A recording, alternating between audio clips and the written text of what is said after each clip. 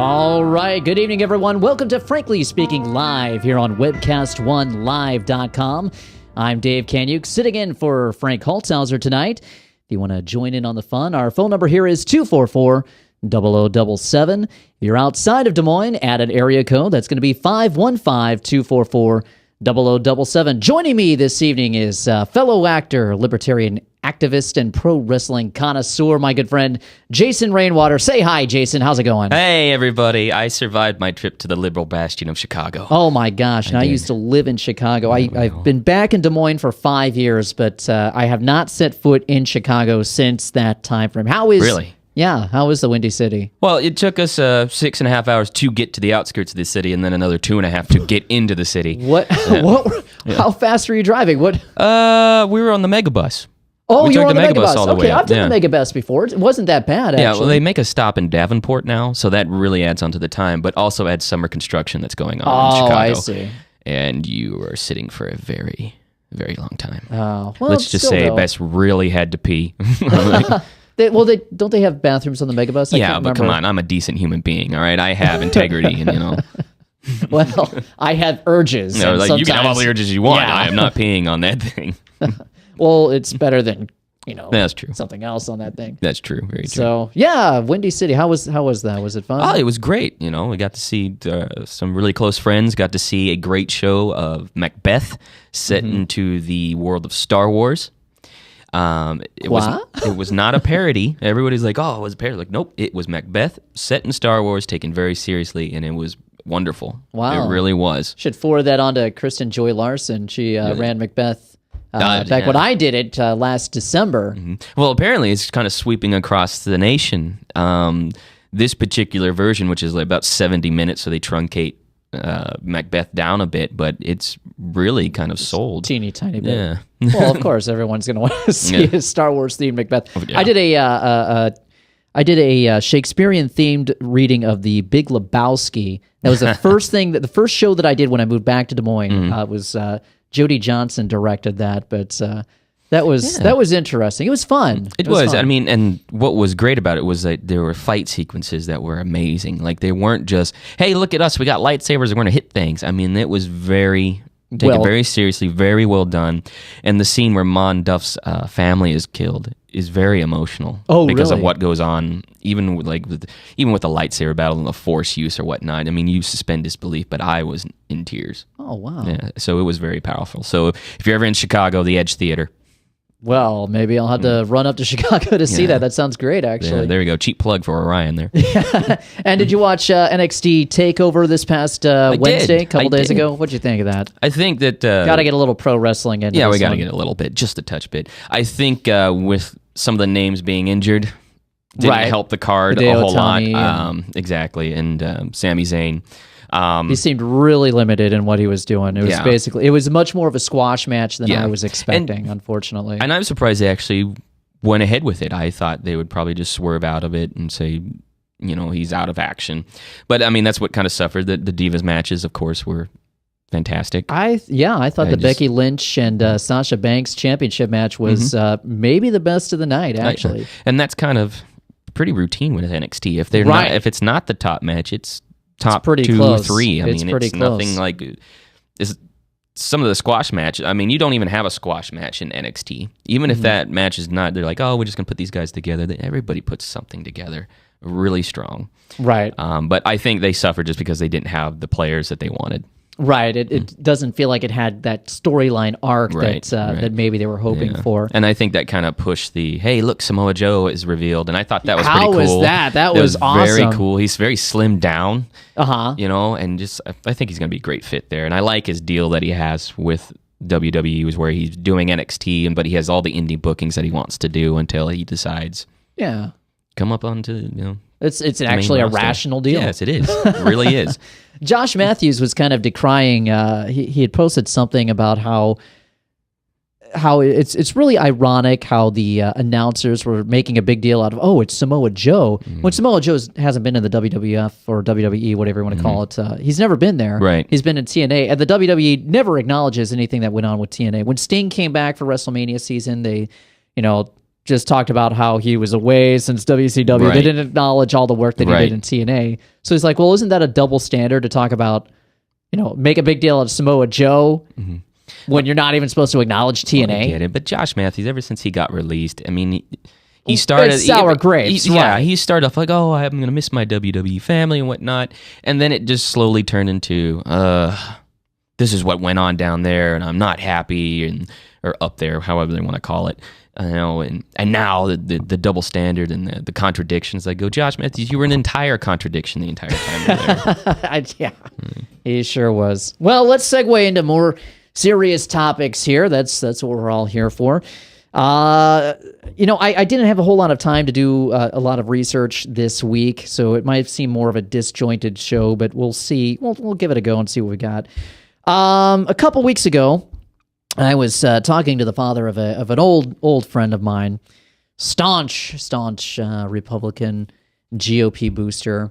Been Republicans all of our lives, and I just made the offhand comment. Well, you excited for primary season coming up here? And he sits down. He says, "Now, Dave, we gotta be sober about this thing." And he's all seriousness. He says, "We gotta be sober about this thing.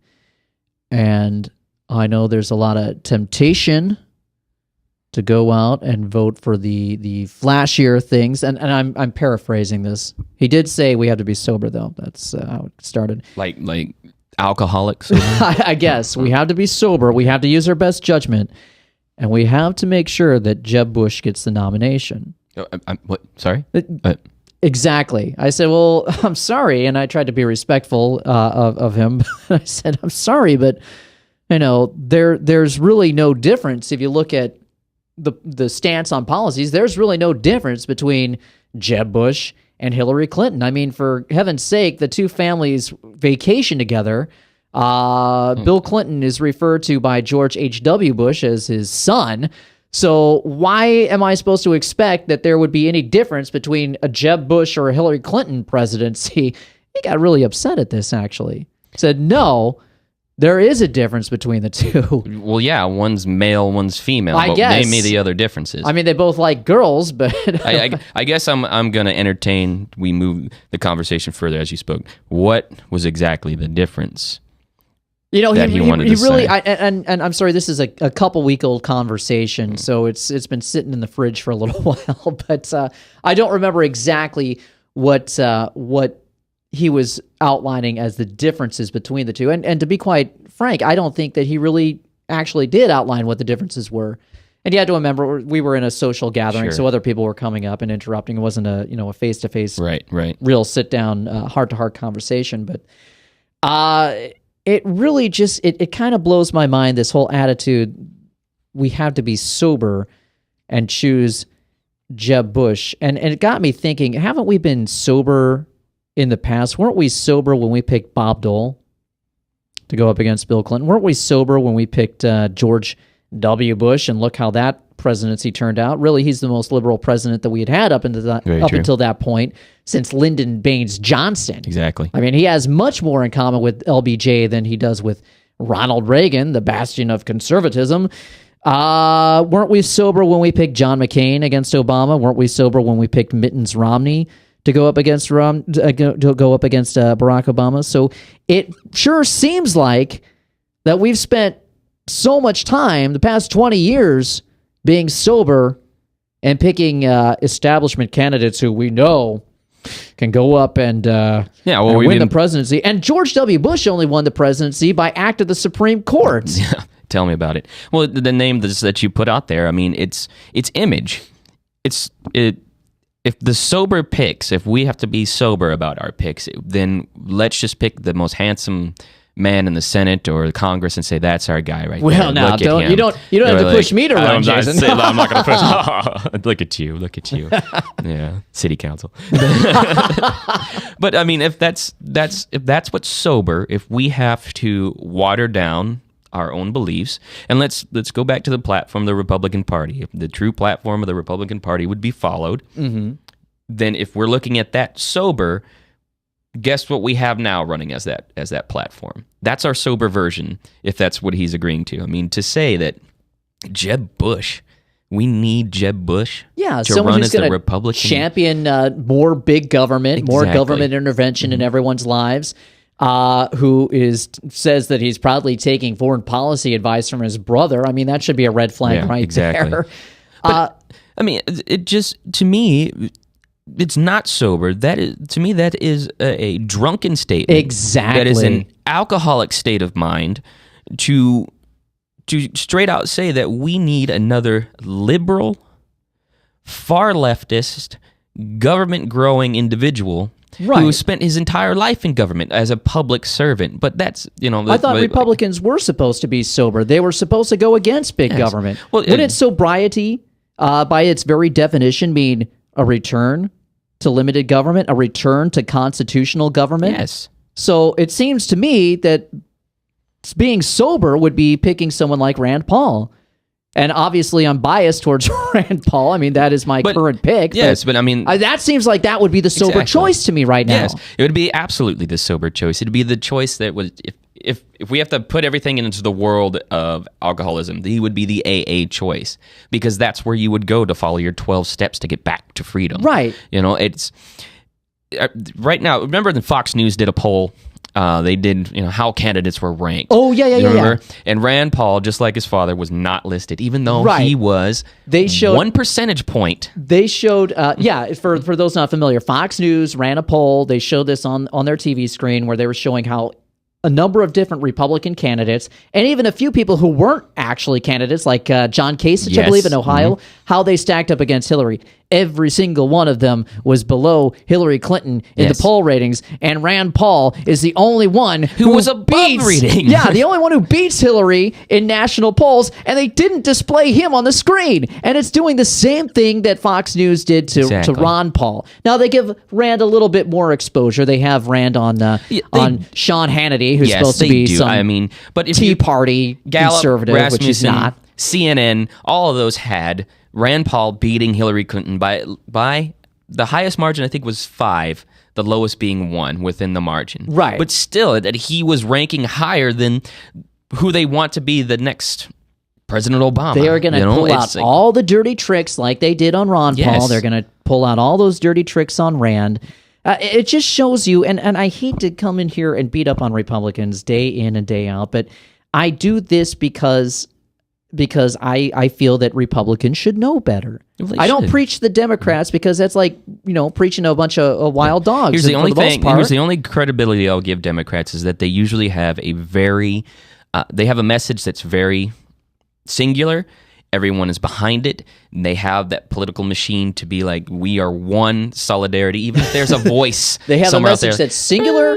They can't explain it. Yeah, exactly. But I'm just saying. Like a bunch of Democrats trying to name Hillary Clinton's accomplishments. Hey, look at that. Well, she... she's a woman. She's a woman. She was a woman. She went to Yale.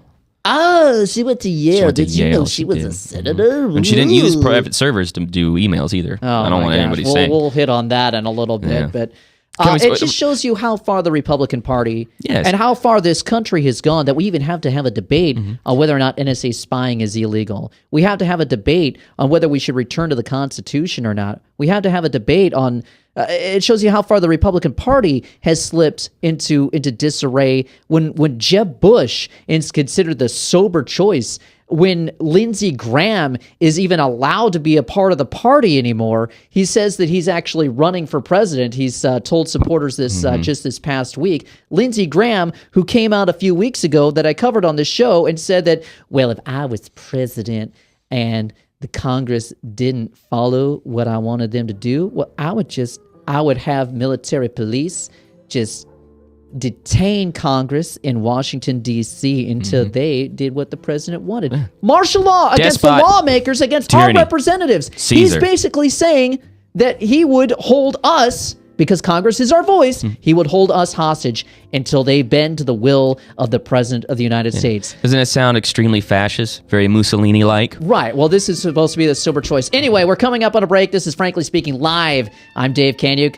Come back. We're going to be talking about the GPP just a minute. Remax Real Estate Concept Studios. This is Webcast One Live. If you choose to obey the power of sin, it leads to death. If you choose to obey obedience, it leads to righteousness. Forgiveness is just the beginning of life in Christ. God wants us to live for Him now. And because of Jesus Christ, the gospel was preached, and you and I are blessed today because of Abraham. Did you know that? We're blessed. Experience Truth, 99.3 FM. Whether you're 10, 25, 50, 80 years old and beyond, everyone needs to live within their means. I'm Tom Coates with Consumer Credit of America. For almost a quarter of a century, we've helped people of all ages learn to manage their personal finances to benefit them far into the future. When problems arise, we've got the experience you need to make those debt problems go away. Got financial problems? Call Consumer Credit of America. Hey, psst. Let me let you in on a little secret. You ready? Always try to do business with people, not places. Especially if you seek honest Christian business people. And when it comes to my car, I really need to trust who's working on it. Now, my family is so blessed. A few years ago, we found a family-owned automobile repair shop that operates as a Christian business also. Open, honest, reliable, trustworthy. It's AMCO on Hickman Road in front of Kmart. And it's a family-owned Christian operating business. This family treats your car as if it was their car. Everything from oil changes to transmission repair and everything in between. So the next time you feel the need to be at peace with your choice of who you can trust with your car, give AMCO on Hickman a chance to serve you. And tell them Max sent you. The only way we come to know the Saviorship of Jesus Christ is by bowing and acknowledging that He is Lord and King over all the earth. Jesus Christ died on a cross, paid the penalty for our sin, and by repenting of our sin and accepting Him by faith, what He did for us, we are forgiven. Salvation is not a combination of faith and works. Salvation is by faith alone in God. Experience Truth, 99.3 FM. From the Remax Real Estate Concept Studios, this is Webcast One Live. Boom, boom, bang, bang. Lie down your day. Welcome back to Frankly Speaking Live here on webcast1live.com. I'm Dave Kanyuk, sitting in for Frank Holtzhauser, being joined tonight with Jason Rainwater. If you want to join in on the conversation, the phone number here is 244-0077. Again, that's 244-0077. And if you're outside of Des Moines, add an area code 515-244-0077. So we were talking about the sober choice for the Republican nomination, and we touched on Rand Paul, of course. Rand Paul heavily in the news this week, doing his filibuster on Wednesday, about a 12, 13-hour filibuster on extension of the Patriot Act, now renamed the USA Freedom Act. Oh, well, thank Freedom you. isn't free. Because titles always make sure things are better. You can always believe how good a bill is by the title. Like I'm going to rename healthcare. 50 Shades of Grey, like, half a century worth of color. I don't know. That wasn't very good. Nah, rename it Good Lovin'. Good lovin'. Good lovin'. Good Christian lovin'. Anyway, Rand Paul was filibustering. He wanted there to be a debate because the Republican leadership in the Senate was trying to ram through the reauthorization of different measures of the Patriot Act that were set to expire.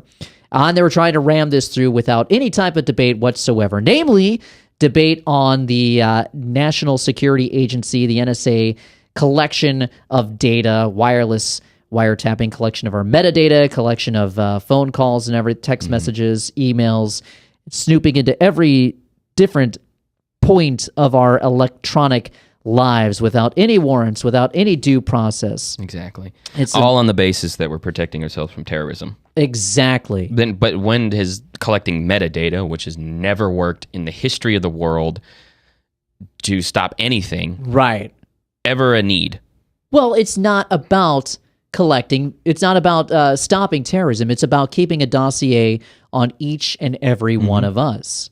But they try to put this under the specter of, well, we gotta protect ourselves against ISIS. We gotta protect ourselves against who we created. Exactly. That actually came out in the same set of documents that were obtained by Judicial Watch, showing that Hillary Clinton used multiple email servers, even though she claimed she didn't use multiple email servers. Lie again. It came out definitively that the United States security apparatus is funding ISIS. Let's see here. So on Monday, May 18th, the conservative government watchdog group Judicial Watch published a selection of formally classified documents obtained from the U.S. Department of Defense and State Department through a federal lawsuit. Well, initial mainstream media reporting is focusing on the White House's handling of the Benghazi consulate attack. A much bigger picture of admission and confirmation is contained in one of the Defense Intelligence Agency documents circulated in 2012. That an Islamic State is desired in eastern Syria to affect the West's policies in the region. So they're talking about the revelations that the Obama administration and Hillary Clinton knew about Benghazi being a terrorist attack, despite the story that they put out in the initial hours after Benghazi that, oh no, it was protest because of this horrible movie that was made. Oh, look at this movie. Well, when it's sponsored terrorism by us, of course, it's a different type of style of protest, I suppose, is what you want to call it, or it wasn't even a protest. They had never heard of this movie. It was an attack, basically to snuff out Chris Stevens, who was starting to balk on weapons running over to the Free Syrian Army, which is the whole reason why we got into Libya in the first place, was so we could use that as a base to build up the Islamic State, which was the Free Syrian Army, which is just a renamed Al-Qaeda, and use them to topple Assad. Well, the cat's out of the bag now. We created this monster. But now we have to go against them. We have to stop ISIS, who we funded immediately. And to do that, we have to take away more of our freedoms. We have to listen in on you because ISIS might be everywhere. Astoundingly, the new declassified report states that the West Gulf countries and Turkey, who support the Syrian opposition, there is the possibility of establishing a declared or undeclared Salafist principality in eastern Syria. And this is exactly what the supporting powers to the opposition want in order to isolate the Syrian regime. The DIA report, formally classified and dated August 12, 2012, was circulated widely among various government agencies, including CENTCOM, the CIA, FBI, DHS, NGA, State Department, and many others. The document shows that as early as 2012, U.S. intelligence predicted the rise of the Islamic State in Iraq and the Levant, ISIL, or ISIS as it's called. But instead of clearly delineating the group as an enemy, the report envisions the terror group as a U.S. strategic asset. While a number of analysts and journalists have documented long ago the role of Western intelligence agency in the formation and training of ISIS, of the armed opposition in Syria, this is the highest level internal U.S. intelligence confirmation of the theory that Western powers, I would say fact, that Western governments fundamentally see ISIS as their own tool for regime change in Syria. The document matter-of-factly states that scenario. So, but what type of regime are we trying to change to? Do we really need a far more extremist-style government in Syria? Exactly. Why are we so gung-ho on toppling Syria? Why are we so gung-ho on toppling all these different countries? Remember Hillary Clinton, how she gleefully, after Muammar Gaddafi, who was not a great guy, but he was no longer sponsoring terrorism. He was actually giving his money away to the people, funding the buildup of Libya, how she gleefully, after we went in through illegal military actions and toppled Muammar Gaddafi, she said, we came, we saw, he died. Celebrating his rape by people. He actually was sodomized by radical Wahhabists that we funded.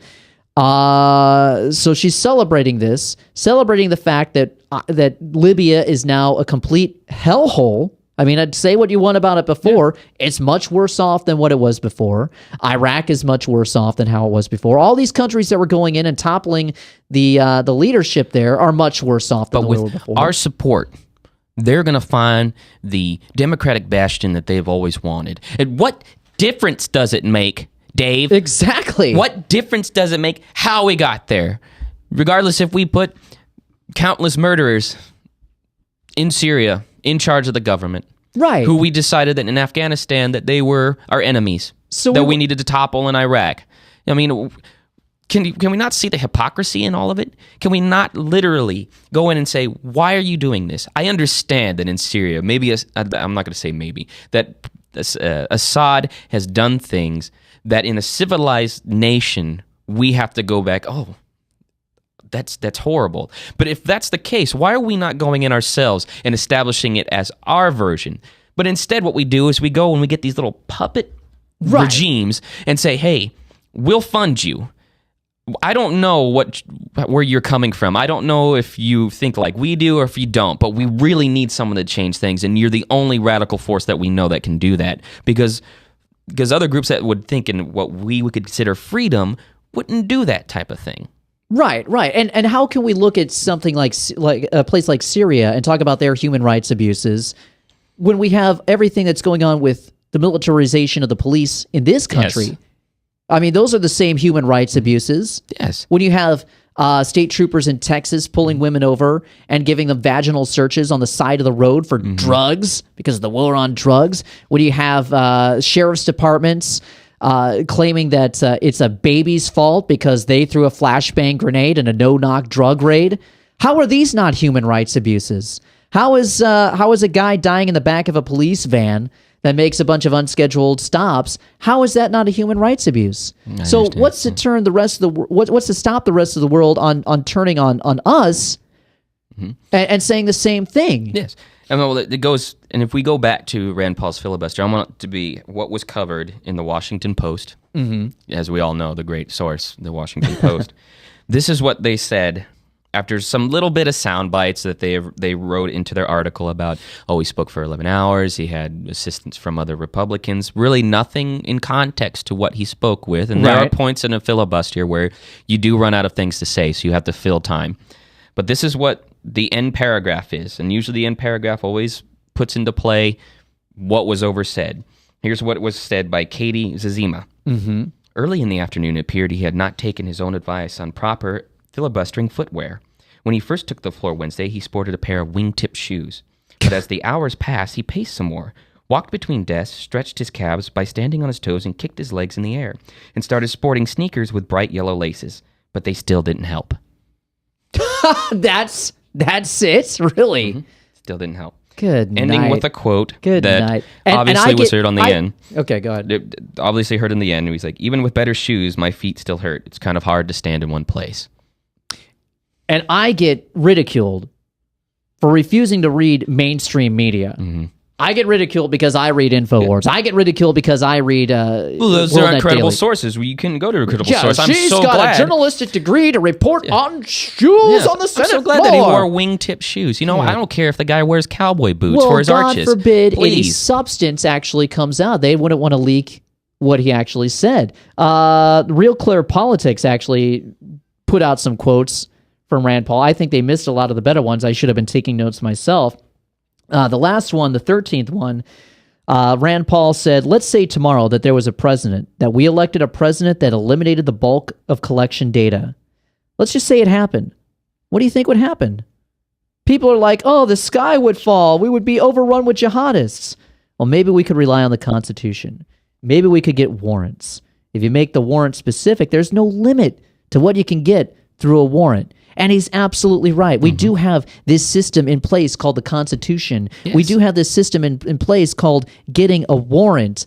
And then the FBI comes out and admits that no major cases have been cracked with the Patriot Act snooping powers. FBI agents can't, this is from the Washington Times, the FBI agents can't point to any major terrorism cases they've cracked thanks to the key snooping powers in the Patriot Act. The Justice Department's Inspector General said in a report Thursday that could complicate efforts to keep key parts of the law operating.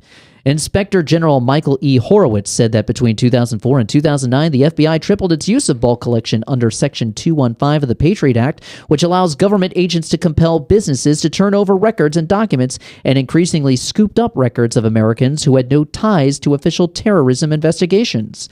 The FBI did finally come up with procedures to try and minimize the information it was gathering on non-targets, but it took far too long, Mr. Horowitz said in the 77 pages report, which comes just as Congress is trying to decide whether to extend, rewrite, or entirely nix Section 215.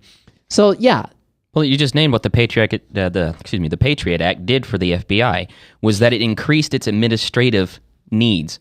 So now 60 to 70% of what the FBI does is go through paperwork. Exactly. That's all it's doing for them. It's not cracking cases because it doesn't allow them to go out and do the human element. They don't need to collect all of our bulk data and just have it sitting in a warehouse. Yes. And then they end in up case paying, there's a terrorist attack. They're not going to do anything until the terrorist attack even happens anyway. Well, they and end as up we've paying covered, a contract worker $60,000 to shift through this data. Right. It's all about creating a dossier on us so that they can eliminate any type of political opposition, like what we saw happen with different Tea Party groups and the IRS scandal with Louis Lerner. Mm-hmm. That is the fruit of all this metadata collection, is that different groups that are opposed to the expansion of empirical government are going to be frozen out. Mm-hmm. And that's why I keep saying this, is that everything that Obama has set up is indicating that he doesn't plan on leaving. As he spoke, Paul ripped off his glasses and paced a bit behind his desk. About 7.5 hours in, he dashed to a desk in the back chamber and grabbed some candy. Oh my. Well, that is newsworthy. Was he eating Jelly Bellies or was it hard candy? Apparently it was a silver wrappered candy. Silver wrappered. It might have been peppermint patties. We'll find out more. We're coming up on our second half of the show here, so join us. This is Frankly Speaking Live, webcast1live.com. I'm Dave Kanyuk, sitting in for Frank Holzhauser. We'll be back in a couple of minutes. From the RE/MAX Real Estate Concept Studios, this is Webcast One Live. I'm Brian Leach, owner of Service Legends, and my position is Chief Talent Officer. I'm Nicholas Wonderscheid. I am Bernie Hobbs. And I'm the Service Manager. Marketing Director and Client Relations Manager.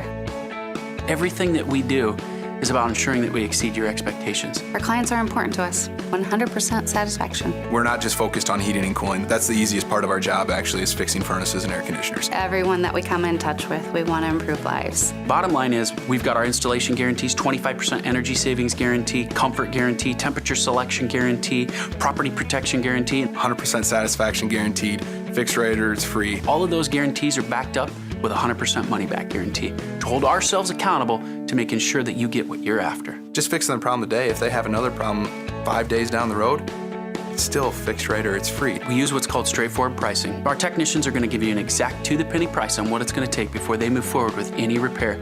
That way you know what to expect. It's the same price every day. No surprises.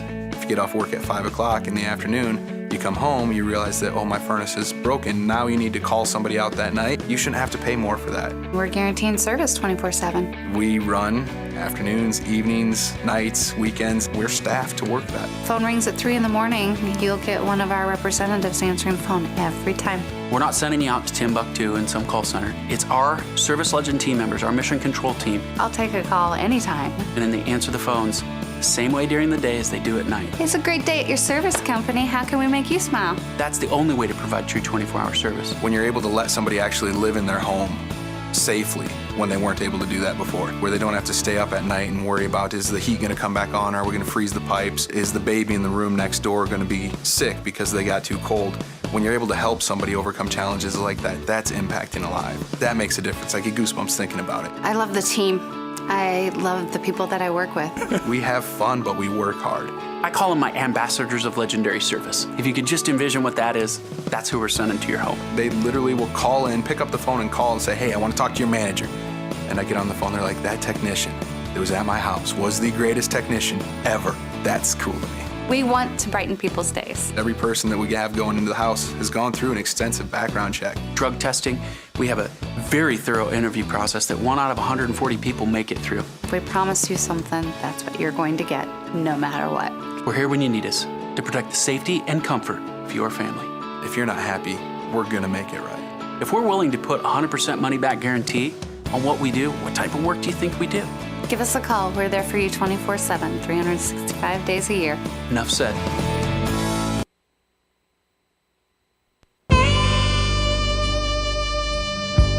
All right, good evening, everyone. Welcome back to Frankly Speaking Live here on webcast1live.com. This is Dave Kanyuk sitting in for Frank Holzhauser this evening with my good friend Jason Rainwater. If you want to join us, give us a call at 244-0077 or 515-244-0077 if you're outside of Des Moines.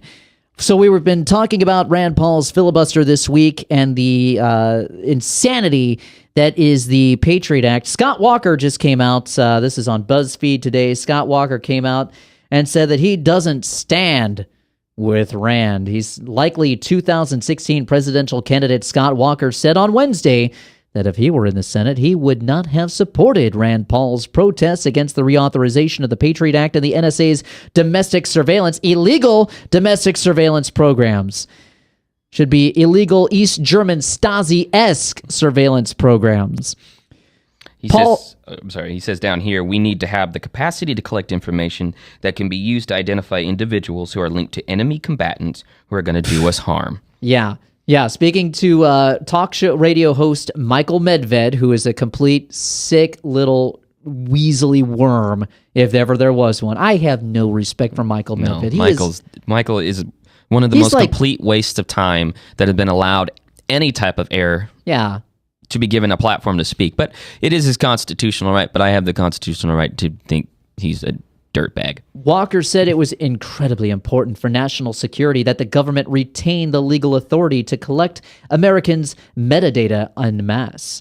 Walker said that he understands Paul's concerns. That's placating him. I'm in a position of authority. I understand your concerns. But Walker thinks that the problems with the surveillance programs are specific to this president and this administration. So that's the issue, guys. If only we had a Republican in office, then everything will be all right. Yes. Everything will continue as is and continue to be expanded if you elect one of the rhinos. And we would collect the metadata with unicorns and rainbows floating all over us. It'll be A-okay because it's going to be a Republican president doing it.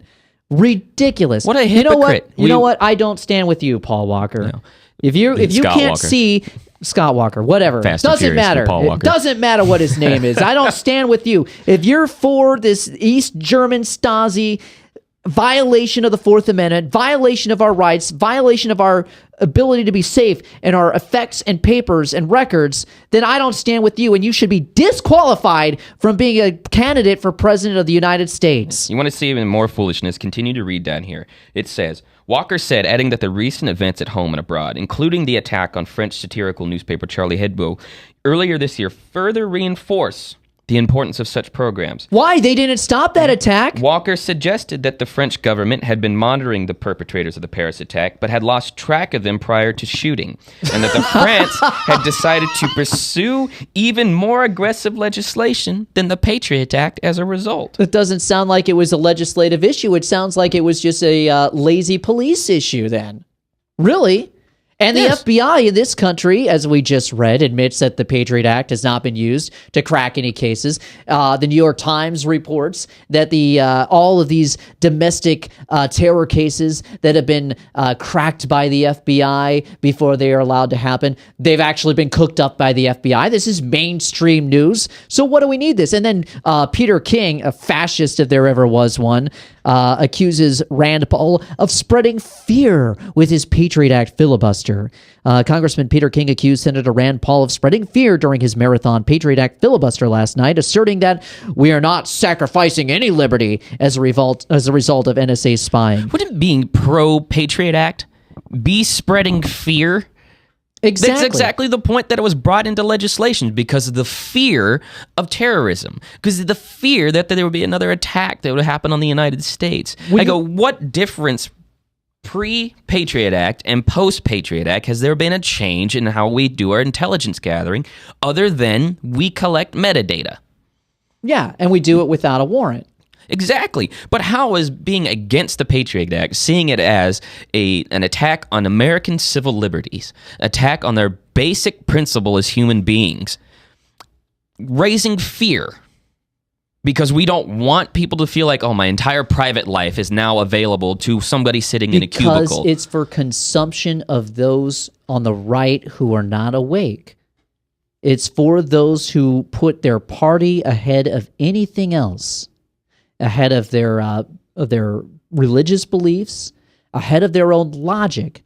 They just put forward the notion that the Republican Party are the good guys and the Democrats are the bad guys. And they don't think about the issues. They just go along with the party politic. And then when you have someone who comes in and rocks the boat, like a Rand Paul and to some degree a Ted Cruz, when you have those guys who come in and rock the boat, they don't know what to think. So that's why the fascists like Peter King had to come in, and the morons like Scott Walker had to come in, and Fox News and Jeb Bush had to come in and try and steady that boat, because God forbid if anybody actually tries to do some thinking on their own, the conclusions that you might come up with. And as far as spreading fear with the Patriot Act filibuster in the post 9/11 world, post NSA revelations world, don't you think twice before you post something? Don't you think twice before you send an email? What are they listening in on? Could something that I'm doing, could something be used against me? When you look at these exercises like Jade Helm that are occurring right now, and how they're practicing for extractions of people in Florida, and how they're educating the military on how the founding fathers were the original terrorists because they rebelled against the state of Great Britain, don't you think that maybe with that brainwashing going in, maybe that should be some cause for alarm? When you've got the Department of Homeland Security buying billions of rounds of bullets, maybe that should be some cause for alarm. When you've got police in this country being outfitted with military gear and they're going around killing people at will, it seems like, and this is on a much more limited basis, obviously. It's a small percentage, but it gets national news. But police are being trained to discharge their weapons using what's called no hesitation targets, which are pictures of regular people, like a pregnant woman holding a baby with a gun pointed, so that way they don't have that inclination, that humanity in them to hesitate. Don't you think that that should be a cause for concern in this country when you have people who are collecting our metadata? This is an anathema to a free society. But Dave, I mean, I got Bravo Channel to watch. I have, I got to know that based on what my skin color is how I should judge crime, and how I should imagine where, I can't put myself above anyone else. I can't have a selfish point of view anymore. I can't be egocentric about how I look at the world. I got to understand it's a village. I have to live towards that village, not me. Yeah. Not me at all, But that's... I didn't stop you in your diatribe, and it's not a diatribe because it's absolutely what needs to be heard. This is exactly what's happening. This is what the Patriot Act does. It causes domicile, a domiciled nature, and that's what they want to see. And yeah, you spoke of Rand Paul really rocking the boat and trying to get that out, to get that out there, to understand what this really is going to do. Is that it's going to continue to put us into boxes and make sure that we stay in those boxes for the remainder of our years and our days.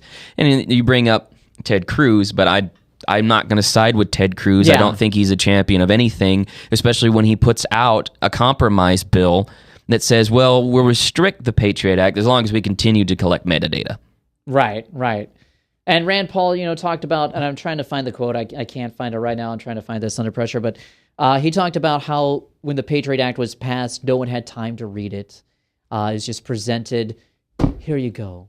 We're afraid. Sign this and everything will be okay. Just like... Yeah. Well, we wanted our government to act on their first thought, and believe me, we completely allowed it. We did. They ran with the first thought and said, oh, this is what we need to do.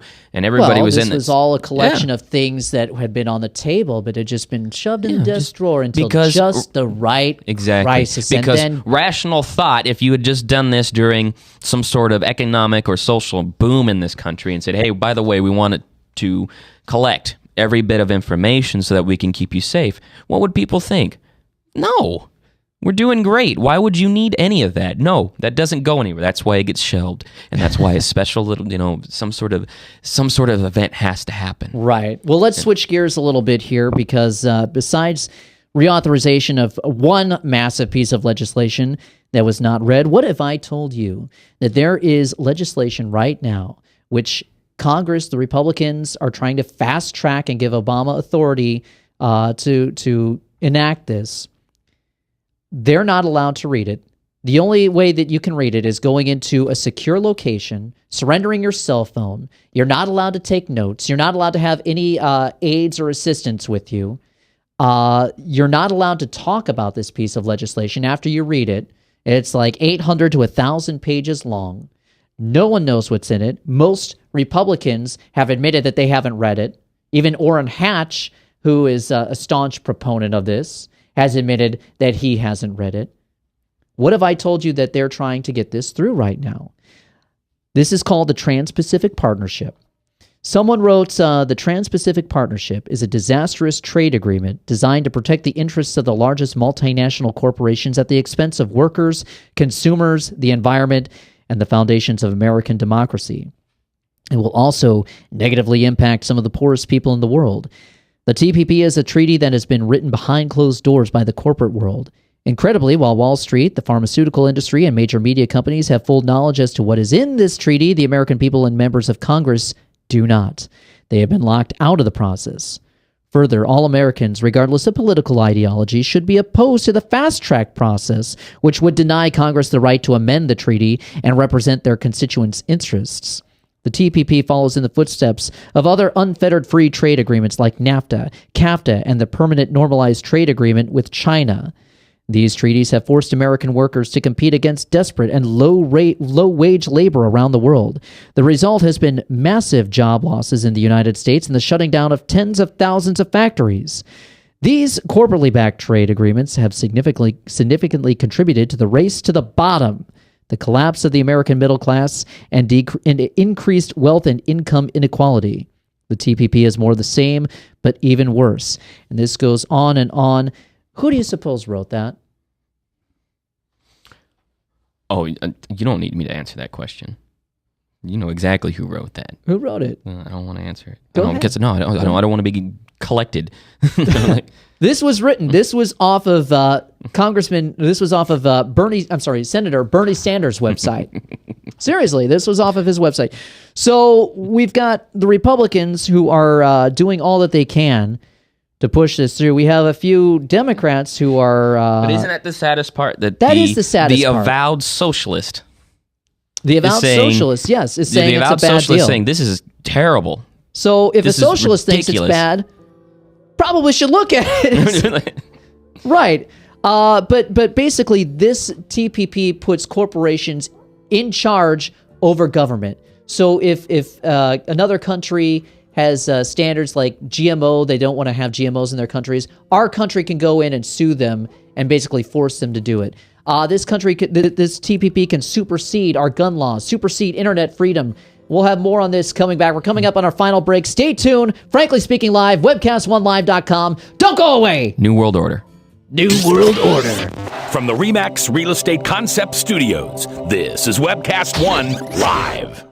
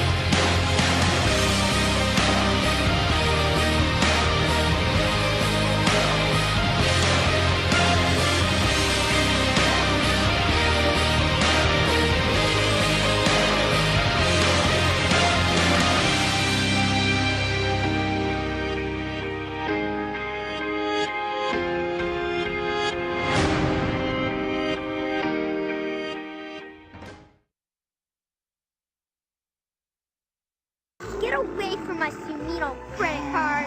We don't have any more money. We're in trouble now. Save us! Help! Somebody save us! Somebody help! Help! Save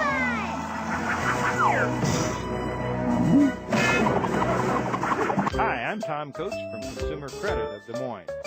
If your credit card's a little too animated, give us a call. Hooray, we're saved! Democrat, you're our hero!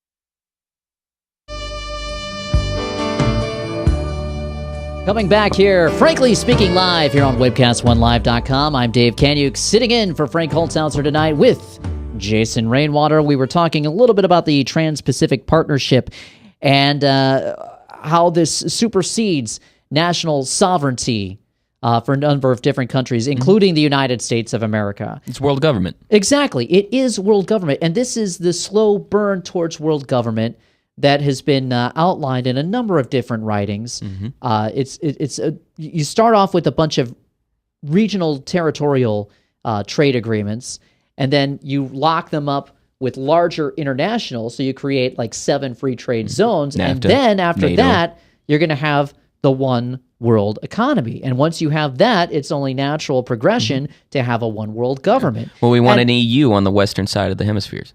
Yeah. Right. So it started off with a treaty like NAFTA and things like that, and then so that's interlocked us into the North American region, Right. and now we're going to lock in with the Asian region, and then they're going to lock in with other regions, and it's gonna go until you have that one world government. And it's sort of funny. I get called a conspiracy theorist for believing this. Even people who are supposed to be Christians can call me a conspiracy theorist. Yet, it's written in the Bible. Secret deal could contain a myriad of gun restrictions and ammo bans. We have to pass the bill so that you can find out what's in it. Remember who said that? Nancy Pelosi about Obamacare in 2010. Senate Majority Leader Mitch McConnell and Senator Orrin Hatch may soon give the president authority to write gun control restrictions into a trade agreement. Let's see, gun import bans, micro-stamping of firearms, ammunition bans, the full implementation of the anti-gun UN Arms Trade Treaty, illegal amnesty, which locks in millions of new anti-gun voters. This anti-gun wish list could be part of the secret trade agreement that President Obama is getting ready to spring on the Congress. This trade pact is called Fast Tracked, and what it means is that Obama can write any form of gun control he chooses into a trade agreement, import bans, amnesty, etc. And then after the trade agreement is passed by the Republicans who are like, oh, now I get to see what's in it now that it's passed, we've made fun of Nancy Pelosi repeatedly for talking of the same type of thing with Obamacare. Now we're going to do that, and then he's going to be able to change that as much as he wants. Fundamental leftists love war. They really do. Because every time this debate goes into play where we're trying to restrict some sort of gun trade or restrict some sort of ammo ban, what's going on? What happens? We see an uprise in crime. We see an uprise in political conflict. We see an uprise in war. And you would think, after a while, you would understand that allowing the use of firearms, that allowing the use of having it unlimited, it can be unlimited or whatever amount they want, actually prevents wars. Right. Because you are threatening with a big stick. Well, walk softly, carry a big stick. Again, what ticks me off is that these people, the Republicans in 2014 were the overwhelming winners in the elections because they had a mandate from the people, not because they were Republicans, but because they were supposed to be the opposition. They were elected to oppose Obama and his illegal amnesty, his gun control and everything. That is what the American people wanted. And once the Republicans get in, boom, no, we're gonna turn around. We're just gonna do what we want. We're not gonna be in opposition whatsoever. Hey, John Boner's gonna roll over and get his little pink belly rubbed by Obama, and he's gonna cry tears of joy as it happens. We want you to repeal Obamacare. I'm sorry, it's the law. Well, it's an illegal law. Yeah. You have a president up there who gets up on the State of the Union address and says, I've got a pen and I've got a paper, I'm going to do what I want, and he's not up for impeachment? There's no call to the Sergeant of Arms to arrest him? That's dictatorship by very definition. Orrin Hatch says that he would... You're on a Hatch roll right now. I don't know what's in TPP myself. He doesn't know what's in Utah. by himself. Let's see. Orrin Hatch was objecting to Elizabeth Warren, who's been a voice against the TPP, surprisingly enough, talking about the need to make this transparent. Here's some of the questions. I mean, Jeff Sessions, Republican from Alabama, these were the questions that he wanted so that to be brought to the forefront. These are things that he was asking. Will it increase or reduce the trade deficit? And by how much? Will it increase or reduce employment and wages? And by how much? Will you making the living agreement section public and explain fully its implications? Will China be added to the TPP? Mm-hmm. Will you pledge not to issue any executive actions or enter into any future agreements impacting the flow of foreign workers into the United States? Now, if we continue on with the TPP, there's not going to be a United States. It's a world government. So everyone's going to flow into any... We're not even going to call them nations anymore. Call them ports. Call them City A. It's just going to be the regions, the former United States of America. Orrin Hatch, I don't know fully what's in TPP myself, and I'm going to be one of the most interested people on earth when that comes, if not the most interested, when they finally agree. But there is still not a completed agreement as far as I know. And he wants to vote on this! Let's switch gears in our last 4 minutes. There is an ongoing assault on cash amongst international bankers. Yeah, believe it or not, there is a growing push to eliminate cash. Eliminate having cash in your wallets. Put it all under the controls of the banks. This started a few weeks ago with J.P. Morgan, or City Economist, saying that it might be time to abolish cash. This was from last month. Let's see. When economic conditions worsen, they react by reducing interest rates in order to stimulate the economy. But as has happened across the world in recent years, there comes a point when those central banks run out of room to cut. They can bring interest rates to zero, but reducing them further below that is fraught with problems, the biggest of which is cash in the economy. In a new piece, Citi's Willem Butier looks at this problem, which is known as the effective lower bound on nominal interest rates. Fundamentally, the ELB problem comes down to cash, according to Butier. The ELB only exists at all due to the existence of cash, which is a bearer instrument that pays zero nominal rates. Why have your money on deposit at a negative rate that reduces your wealth when you can have it in cash and suffer no reduction? Boy, it's a problem that people want to actually have cash. Mm-hmm. This week, HSBC is going to start charging their customers to have deposits. HSBC will start charging clients for deposits in a basket of European currencies.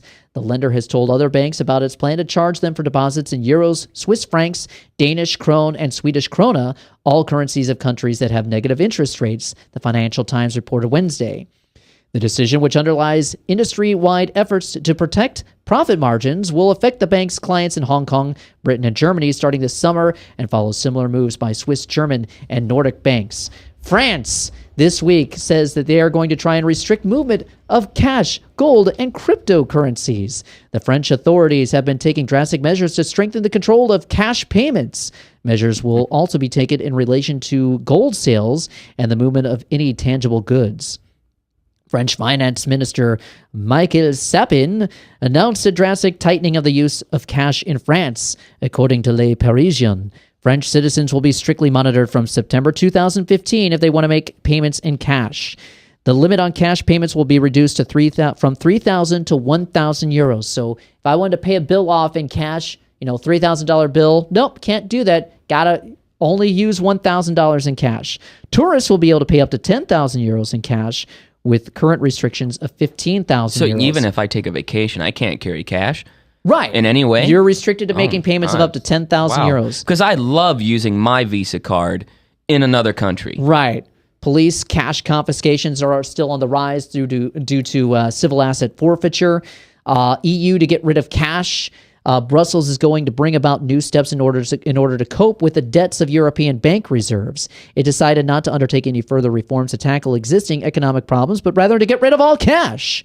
So these are two stories from Pravda. Why don't just put the rest of my life tattooed on my arm that has a countdown? What a novel idea! And what a novel idea! Why don't I pay for things that way? So like when I go get a cup of coffee, it'll cost me 3 minutes. It's 3 minutes among time. Well, they're trying to do this with the cell phones. Just pay by the waving the cell phone. But yeah, it is going to come down. to getting a chip or getting some sort of electronic tattoo. But we're gonna get the mark. That's how things are gonna go, because that's how you're able to track. You can't track cash. We've always spoke about this. You can't track cash. You can't find some way of knowing where cash is going. And that's what it's all about. It's all about control. And once they get us into this TPP, that control, that grip in the Panopticon prison control grid is going to tighten. And that, my friends, is all the time that we have. Thank you, Jason, for joining us. Thank you, Dave. This has been Frankly Speaking live here on webcast1live.com. We'll be back next Friday, 5:30 p.m. Central Standard Time. Stay tuned. In 30 minutes, Wayne Carter will be joining us, continuing his study on Romans. You won't want to miss that. We'll see you next week. I'm Dave Kanyuk. We'll catch you next week. Bye-bye.